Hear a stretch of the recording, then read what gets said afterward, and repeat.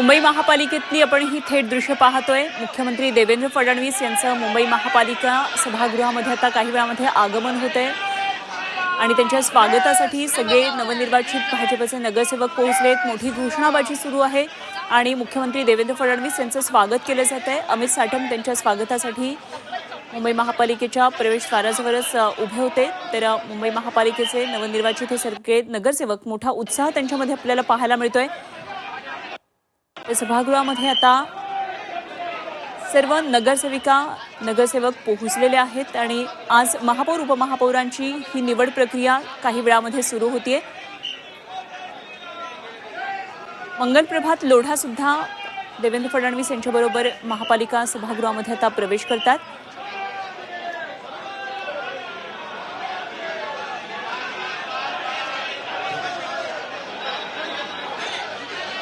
देवेंद्र फडणवीस यांच्या राजकीय कारकिर्दीची सुरुवात सुद्धा महापौर पदापासूनच झाली होती, त्यामुळे निश्चितच त्यांच्यासाठी सुद्धा एक वेगळा आनंद देणारा हा क्षण म्हणता येईल।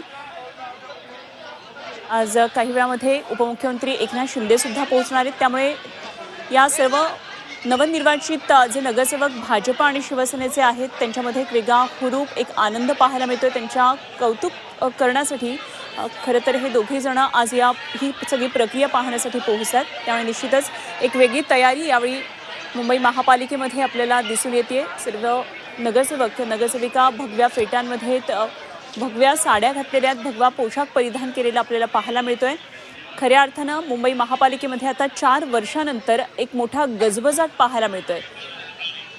मुंबई महापालिकेला आजपासून नवे कारभारी मिळत आहेत आणि त्या दृष्टीनं आजच्या या घडामोडी अत्यंत महत्त्वाच्या आहेत। 8 मार्च 2022 पासून प्रशासक मुंबई महापालिकेवर नेमण्यात आलेले होते। पालिका आयुक्तांच्या हाती हा सगळा कारभार होता।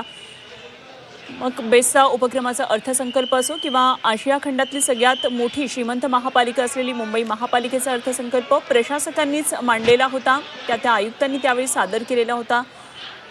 आता मात्र सगळी मुंबई महापालिकेची कामं हे सगळे नगरसेवक आणि वेगवेगळ्या समित्यांचे अध्यक्ष पाहतील आणि अर्थातच प्रशासन त्यांच्या जोडीला असेल।